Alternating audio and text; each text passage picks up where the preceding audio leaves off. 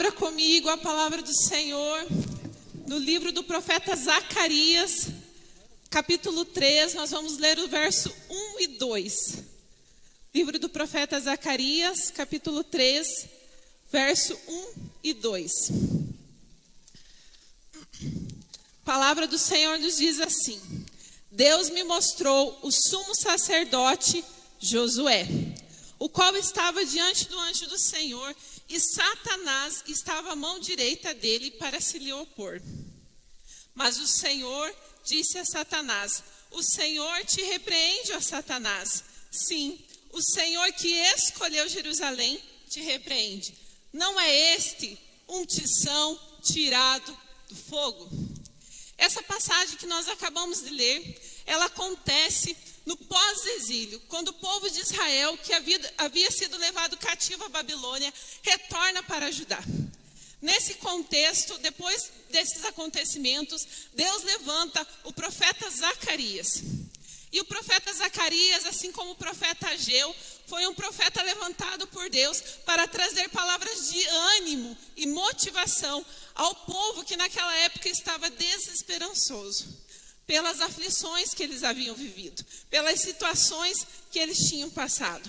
O profeta Zacarias, ele nasceu na Babilônia e ele estava junto com aqueles que voltaram para Judá.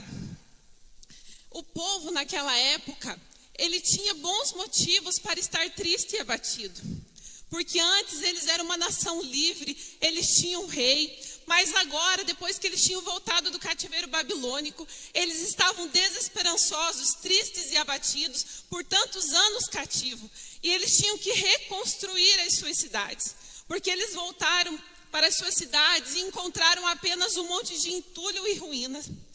Muitos dos que estavam cativos na Babilônia perderam famílias, perderam esposos, esposas, perderam filhos, perderam casas, perderam tudo.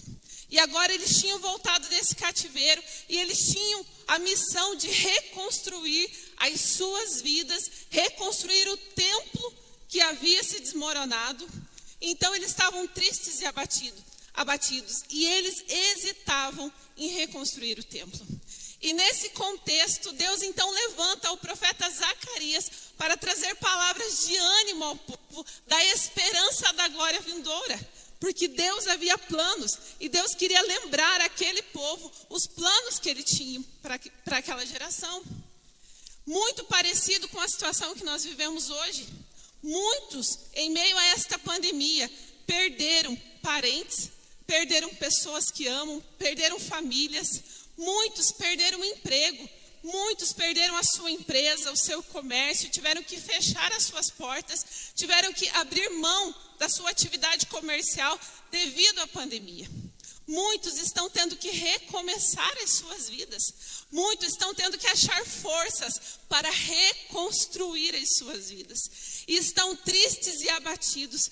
Mas Deus, nessa noite, quer te lembrar das promessas dele para a sua vida. Ele quer te lembrar que ele tem se lembrado de você. E aqui eu aprendo a primeira lição que eu quero compartilhar com vocês nessa noite. Zacarias, o nome Zacarias significa Deus se lembra. Deus se lembra. E não foi por acaso que Deus levantou Zacarias, cujo nome significa Deus se lembra. É porque Deus queria lembrar ao povo as suas promessas. Deus queria lembrar aquele povo as suas promessas. E aqui então eu aprendo a primeira lição. É que nós servimos a um Deus que tem se lembrado de mim, de você, que se lembra das promessas dele para a nossa vida, que se lembra daquilo que ele sonha para mim e para você. Deus se lembrou desse povo cativo na Babilônia depois de anos e o resgatou.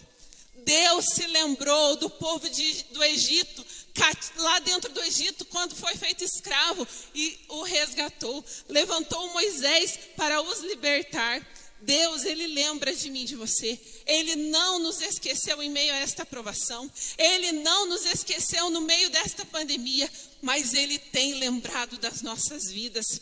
Isaías 49, verso 15, nos declara assim: acaso pode uma mãe esquecer-se do filho que ainda mama, de sorte que não se compadeça do filho do seu ventre? Mais ainda que essa viesse a se esquecer dele, eu todavia não me esquecerei de ti, diz o Senhor. Ele não tem se esquecido de você.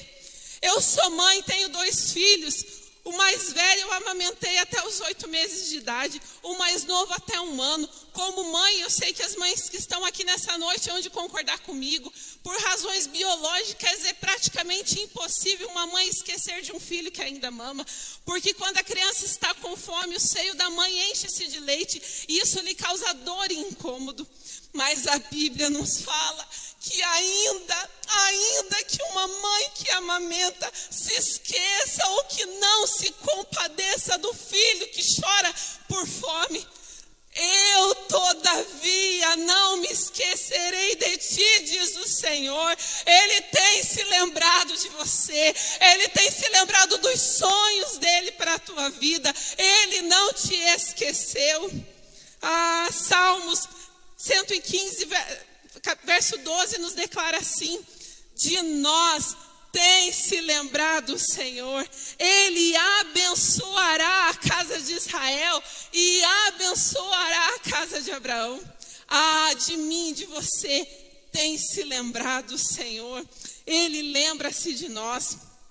E a Bíblia está recheada de homens e mulheres, ao qual o nosso Deus lembrou-se deles.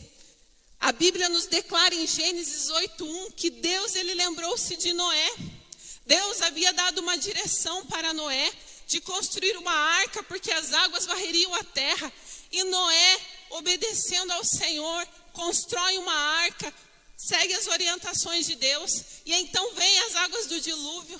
E dias após as águas ter caído sobre a terra, Noé estava dentro da arca com todos aqueles animais. E eu penso a aflição de Noé dentro daquela arca com toda aquela bicharada, só vendo água e mais água, sem conseguir ver nada seco aos seus olhos. Mas a palavra do Senhor nos fala em Gênesis 8:1. Lembrou-se Deus de Noé e de todos os animais selváticos e de todos os animais domésticos que com ele estavam na arca.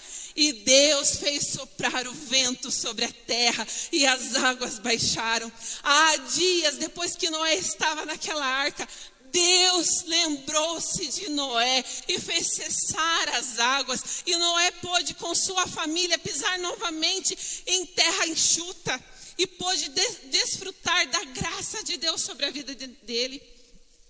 A palavra também nos fala que Deus lembrou-se de Abraão. Abraão, o pai da fé, como nós conhecemos, em Gênesis 19:29, nos declara assim a palavra do Senhor. E aconteceu-se que, destruindo Deus as cidades das campinas, lembrou-se Deus de Abraão e tirou a Ló do meio da destruição, derribando as cidades em que ele habitava. Engraçado aqui é que a Bíblia lembra-se de Abraão, mas livra Ló da destruição, porque Ló era parente de Abraão, Ló era amado de Abraão. Eu quero te dizer algo aqui nessa noite, meu irmão, eu quero que você tome posse. Se você tem orado por alguém da tua família, se você tem clamado pelos seus, por alguém que você quer que conheça o teu Salvador, alguém que precisa de salvação, eu quero te dizer nessa noite que Deus vai lembrar da sua vida e por amor à sua vida, Ele vai livrar a sua casa e aqueles que você ama, porque Deus fez assim com a vida de Abraão. A Bíblia fala que Deus lembrou-se de Abraão e livrou Ló do meio da destruição, porque Ele amava Abraão, porque Abraão andava com Ele. Deus também nos declara, a Bíblia também nos declara que Deus lembrou-se de Raquel em Gênesis 30, verso 22. E lembrou-se Deus de Raquel e a ouviu e abriu a sua madre. Raquel sonhava em gerar, sonhava em ter um filho, em dar sequência e dar continuidade à sua geração. Mas ela era estéril, mas ela orava e clamava ao Senhor. E a Bíblia nos diz que Deus lembrou-se de Raquel. E o que dizer então de Ana? Ana, em 1 Samuel, verso 1:19, fala assim: e levantando-se de madrugada, e adoraram perante o Senhor. E voltaram e chegaram em sua casa em Ramá. E Eucana conheceu Ana, sua mulher. E o Senhor se lembrou de Ana.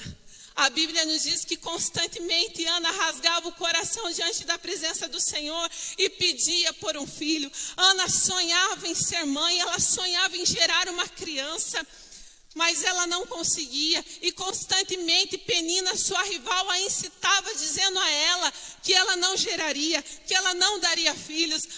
Mas Ana sabia o Deus que ela servia. Ana sabia que aquele que havia prometido não tinha se esquecido da sua promessa, mas ele lembrou-se dela e a abençoou e abriu a sua madre. E Ana gerou não apenas um filho, mas o profeta Samuel, um grande homem de Deus.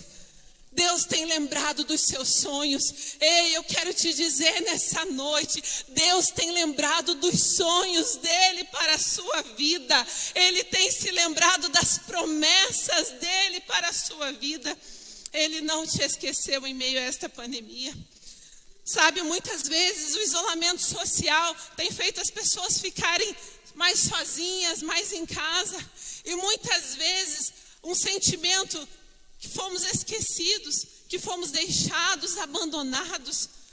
Nós podemos até ser abandonados pelas pessoas, nós podemos até ser esquecidos pelas pessoas, mas do Senhor nós nunca somos esquecidos. Ele tem se lembrado, Ele tem ouvido a nossa oração, o nosso clamor, Ele tem olhado para as nossas vidas e Ele se lembra das promessas dEle. Ele se lembra dos sonhos dele para a nossa vida. Ele se lembra de mim e de você. Em Isaías 49:16, a palavra fala assim: eis que na palma das minhas mãos te tenho gravado, e os teus muros estão continuamente perante mim. O Senhor tem você gravado na palma das mãos deles. E toda vez que Ele olha para ela, Ele vê a tua face, Ele olha para você e Ele se lembra daquilo que Ele te prometeu. Ele lembra dos sonhos dEle para a tua vida. Ele lembra-se de você. Ele lembra-se de você e Ele te trouxe aqui nessa noite para te dizer que Ele te lembra. Você que está aí na sua casa, você que nos assiste, talvez aí tanto tempo sozinho, isolado, tem se sentido esquecido. Eu quero te dizer nessa noite que o Senhor tem se lembrado da sua vida. Ele tem se lembrado dos sonhos dEle para você. Tome posse dessa palavra nessa noite. E essa passagem que nós lemos do livro de Zacarias, ela é a quarta visão de uma série de 8 visões que Deus dá ao profeta. E nessa visão, o profeta ele presencia o sumo sacerdote da época, Josué, ser acusado por Satanás e em seguida justificado pelo anjo do Senhor. E no verso 2, a palavra do Senhor fala assim: e o Senhor fala, mas o Senhor disse a Satanás, o Senhor te repreende, ó Satanás, sim, o Senhor que escolheu Jerusalém te repreende. E aqui eu aprendo a segunda lição que eu quero compartilhar nessa noite. É que nós somos escolhidos por Deus. A Bíblia nos fala, o Senhor te repreende, aquele que escolheu Jerusalém te repreende. Nós somos escolhidos do Senhor. 1 Pedro 2,9 fala assim: vós, porém, sois a geração eleita, sacerdócio real. A minha tradução está diferente. Vós, porém, são a geração eleita, sacerdócio real, nação santa, povo exclusivo de Deus, para anunciar a grandeza daquele que nos chamou das trevas para a sua maravilhosa luz. Eu, se fosse você, eu dava um salto da minha cadeira, porque nós somos a geração eleita, nós somos o povo escolhido, exclusivo de Deus. Eu e você somos escolhidos por Deus. Aleluia! Você tem noção da grandeza disso? Nós somos propriedade, nós somos escolhidos, povo exclusivo de Deus. O Senhor, Ele nos escolheu, Ele nos separou, Ele nos amou, Ele nos escolheu. Eu e você somos escolhidos e separados para realizar a sua obra. Em Efésios capítulo 1, verso 3 e 5 fala assim: bendito Deus e Pai do nosso Senhor Jesus Cristo, que nos tem abençoado com toda sorte de bênçãos espirituais nas regiões celestiais em Cristo, assim como nos escolheu antes da fundação do mundo para sermos santos e irrepreensíveis perante Ele, e em amor nos predestinou para Ele, para a adoção de filhos, por meio de Jesus Cristo, segundo o beneplácito da sua vontade. Ele nos separou, Ele nos escolheu antes da fundação do mundo, porque Ele nos ama, para sermos santos e irrepreensíveis. Por isso nós precisamos andar debaixo da sua vontade, debaixo da sua palavra, sendo obediente, porque Ele nos escolheu. Sabe, nós estamos aqui nessa noite porque Ele tem abençoado a nossa casa, porque Ele tem cuidado de mim e de você, Ele tem cuidado de nós no meio dessa pandemia, porque Ele nos escolheu, porque Ele nos separou.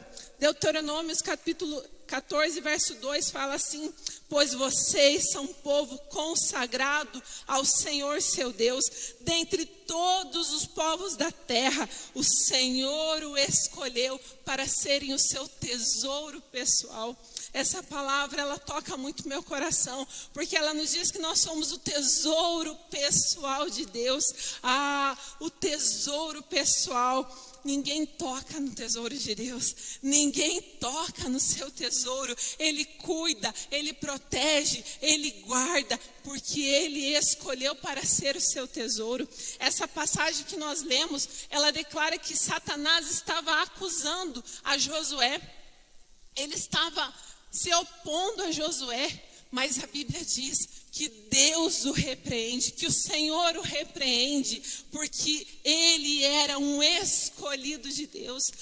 Nós somos escolhidos do Senhor, e contra os seus escolhidos ninguém tenta acusação, porque é Ele quem nos justifica, é Ele quem repreende, é Ele quem nos guarda.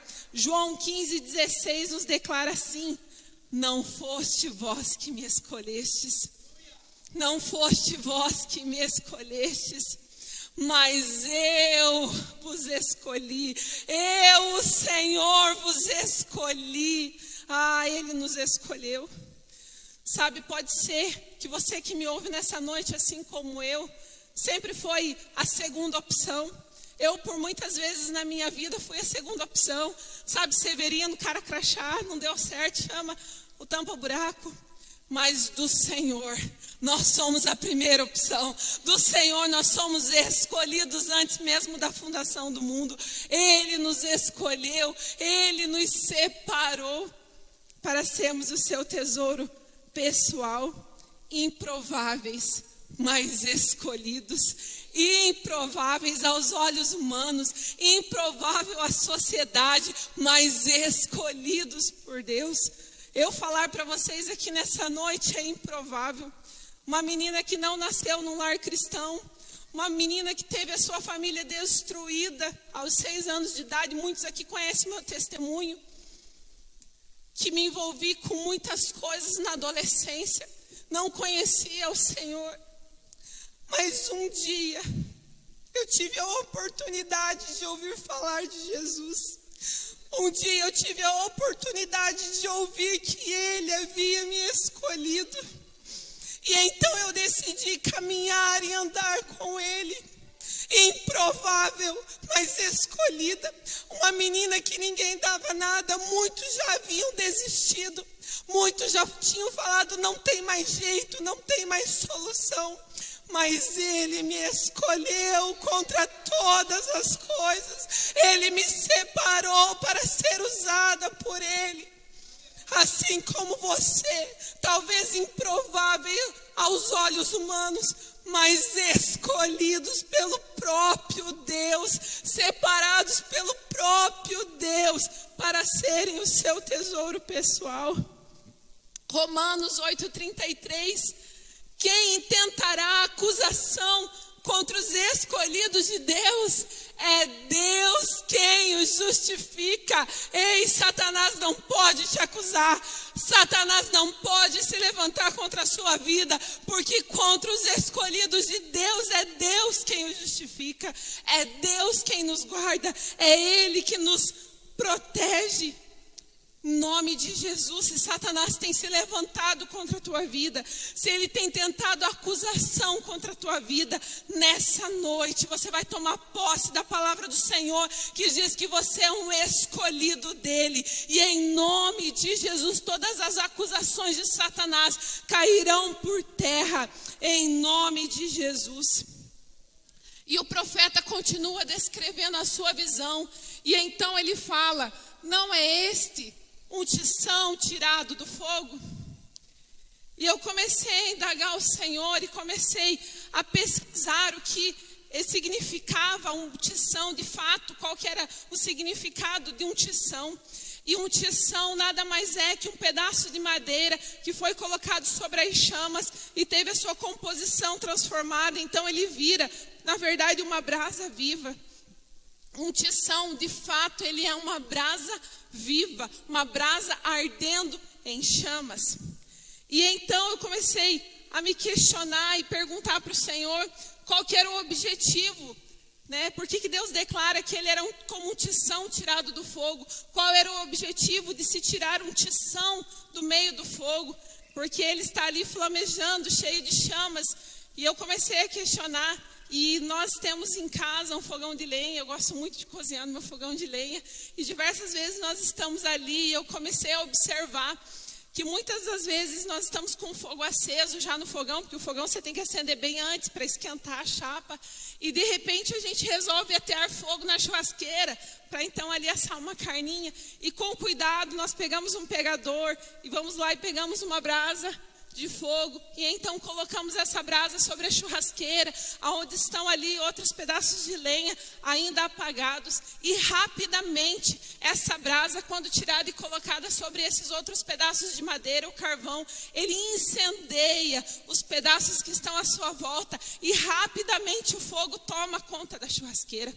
Então o Senhor começou a falar ao meu coração que o objetivo de se tirar um tição do meio do fogo é para que ele seja transportador da sua glória, para que ele incendeie aonde ele for colocado. E o fogo relatado pelo profeta aqui é o fogo babilônico, o fogo da provação, da fornalha de provação. E Josué, ele havia sido tirado dessa fornalha e ele estava pronto para ser usado por Deus como um tição tirado do fogo. Em Lucas 3,16, a palavra do Senhor nos declara assim: disse João a todos: eu, na verdade, vos batizo com água, mas vem aquele que é mais precioso do que eu, do qual não sou digno de desatar-lhes as correias das sandálias. Ele vos batizará com o Espírito Santo e com fogo. Aleluia! O nosso Deus nos batizará com fogo, com fogo. O fogo, na verdade, ele é essencial para a vida humana. O fogo, ele é fonte de luz, fonte de calor. Ele é usado para aquecer, para cozinhar, para iluminar, para purificar e para nos proteger. De fato, sem o fogo, o mundo como nós conhecemos hoje não seria o mesmo. Você já imaginou se não existisse fogo? Né? Hoje em dia existe tudo elétrico, né? Mas imagine antigamente, né, se não existisse o fogo para cozinhar, para iluminar, para aquecer, o que seria da humanidade? O fogo, ele é essencial para o desenvolvimento humano. Assim como o fogo do Espírito Santo é essencial para o cristão, porque é Ele quem nos aquece, é Ele quem nos alimenta, é o fogo do Espírito Santo quem nos purifica. Nós precisamos ter fogo na nossa vida, nós precisamos ser incendiados pelo fogo do Espírito Santo. Mateus 24:12 nos fala assim: e por se multiplicar a iniquidade, o amor se esfriará de quase todos. Mateus fala aqui que o amor se esfriará, porque de fato o amor pelo Senhor é como fogo que arde dentro do nosso coração. O amor pela sua casa, pela sua obra nos consome. Mas diante das situações, a iniquidade tem se aumentado. E Mateus nos declara que por isso o amor de muitos se esfriará. Mas em nome de Jesus, nós não seremos desse, porque nós seremos incendiados pelo fogo do Espírito Santo e vamos mudar aonde formos colocados por Deus. Aonde nós estivermos, nós vamos incendiar as pessoas à nossa volta. E nós precisamos ter fogo.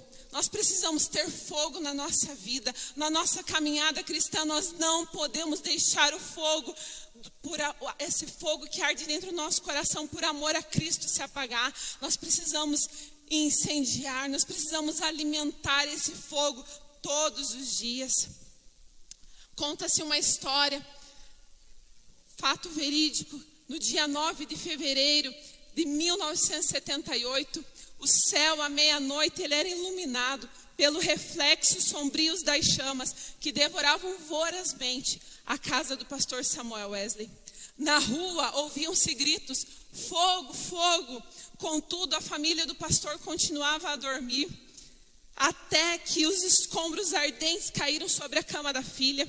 A menina acordou sobressaltada e correu para o quarto do pai. Logo a família teve que se retirar de casa apenas com as roupas que dormiam, e a noite era fria e gelada. A ama, ao ser despertada pelo alarme, arrebatou Carlos, a criança menor, do berço. Chamou os outros meninos e insistiu que a seguissem descendo a escada. Porém John, que então contava com 5 anos e meio, ficou dormindo. 3 vezes a mãe, Susana Wesley, que se achava doente, tentou de balde subir as escadas. 2 vezes o pai tentou em vão passar pelo meio das chamas. Sentindo perigo, Samuel Wesley ajuntou a família no jardim, onde caíram de joelhos e suplicaram em favor da criança presa pelo fogo. Enquanto a família orava, John acordou. E depois de tentar descer as escadas, ele subiu numa mala que estava em frente à janela, onde um vizinho o avistou e rapidamente chamou as demais pessoas que estavam ali e conceberam um plano de um subir nas costas do outro até que alcançaram o menino.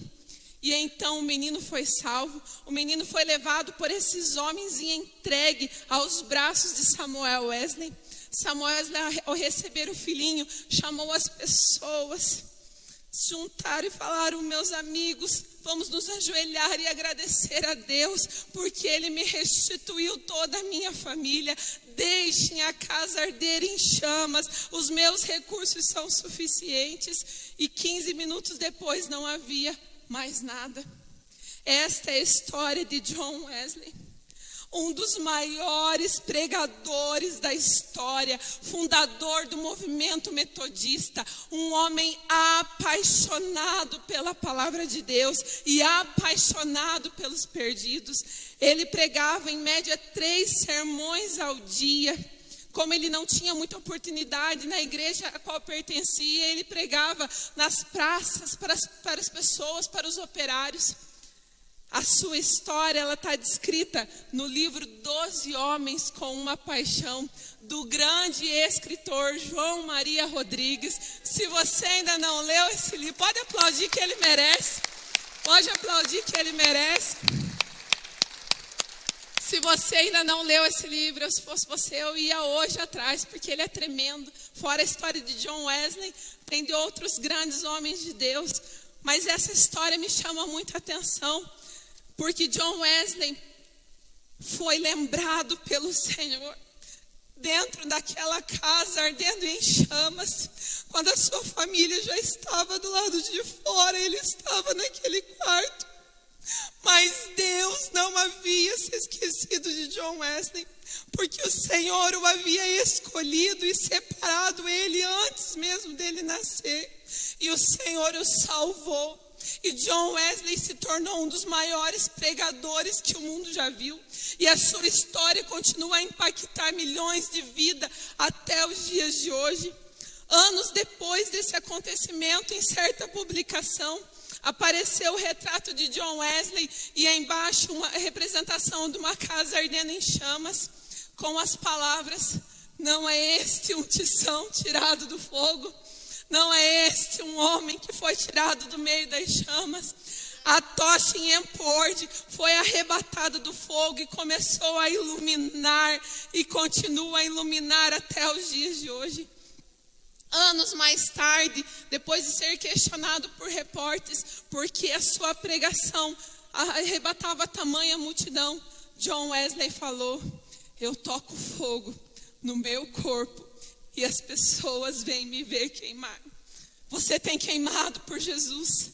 Você tem queimado por amor ao Senhor. Você tem queimado por amor aos perdidos. Você tem queimado pela presença de Deus. Nós precisamos ser incendiados. Nós precisamos queimar constantemente de amor pelo Senhor, de amor pela sua obra, de amor pelaquilo que Ele tem para as nossas vidas. Nós precisamos queimar por Jesus. Deus quer reacender a chama sobre os nossos corações nessa noite. Deus quer deitar fogo nesse altar e quer incendiar a minha e a tua vida.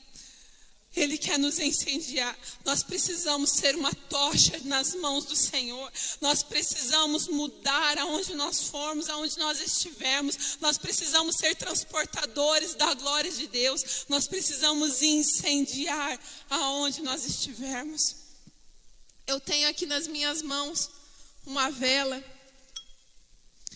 E uma vela é uma coisa que nós não usamos normalmente, né? Quem que usa uma vela, a gente só lembra da vela no dia que falta a luz, aí a gente corre lá para pegar a vela, porque está acabando a luz e nós precisamos iluminar o ambiente onde nós estamos. E a vela, ela só tem valor quando ela é ateada a fogo sobre ela, porque sem fogo a vela normalmente não tem valor nenhum. Assim como eu e você, meu amado, sem o fogo do Espírito Santo nas nossas vidas, nós não temos valor. Nós não temos utilidade porque nós somos usados. Deus nos criou para sermos transportadores da sua glória, para sermos luz no meio dessa terra, para iluminarmos aonde nós pisarmos. Nós precisamos ter o fogo do Espírito Santo em nós. Mas a Bíblia diz: mas recebereis poder ao descer sobre vós o meu Espírito. Aleluia! E quando o Espírito Santo de Deus, que é como um fogo consumidor, quando o Espírito Santo de Deus, ele vem sobre as nossas vidas, então nós recebemos o fogo e nós mudamos o ambiente onde nós estamos. Uma vela que recebe o fogo, ela muda o ambiente onde ela está. Ela traz luz, ela traz alegria, porque as pessoas conseguem enxergar. Ela traz calor, ela aquece, ela muda histórias. O fogo de Deus sobre as nossas vidas muda histórias. Sabe, mas muitas vezes o inimigo, ele se levanta. Ele se levanta, eu queria convidar o Ministério de Louvor para já se colocar aqui. Muitas vezes o inimigo, ele se levanta e ele tenta apagar e ofuscar o fogo do Espírito Santo na nossa vida. Nesses dias de pandemia, muitos estão com a sua chama se apagando diante de tamanha aflição que tem vivido, diante de tamanha dificuldade que tem passado. Eu tenho um copo aqui em minhas mãos e eu quero que você imagine isso aqui como as aflições que você talvez tenha vivido, como as dificuldades, o inimigo se levantando contra a tua vida. E muitas vezes essas aflições vêm sobre mim e sobre você. E elas tentam apagar a chama do Espírito Santo na nossa vida. E quando nós não alimentamos essa chama, ela se apaga. Quando nós não alimentamos esse fogo dentro de nós, ele se apaga. E muitas pessoas esfriam espiritualmente. Quantos no meio dessa pandemia não retornaram mais à igreja? Quantos no meio dessa pandemia não têm forças para vir mais? Não têm forças para estar na igreja? Quantos no meio desta pandemia deixaram suas células, deixaram seu ministério, deixaram que o fogo, por amor aos perdidos, se apagasse? Quantos? Mas nessa noite o Espírito Santo está neste lugar. E Ele quer derramar fogo sobre a tua vida. Ele quer reacender a chama sobre o teu coração. Ele quer deitar fogo sobre mim e sobre você. para que eu e você possamos continuar iluminando, possamos continuar fazendo a diferença, possamos incendiar esta cidade, possamos incendiar Telêmaco Borba, possamos incendiar o nosso estado. Se coloque de pé nessa noite. Se coloque de pé nessa noite. Eu não sei como você chegou aqui. Eu não sei se você chegou aqui e a tua chama já está quase apagada. Talvez você tenha falado: Senhor, eu não tenho mais forças. O inimigo se levantou com tanta fúria contra a minha vida. Eu preciso reconstruir a minha vida, mas eu não consigo. Está difícil caminhar. Está difícil.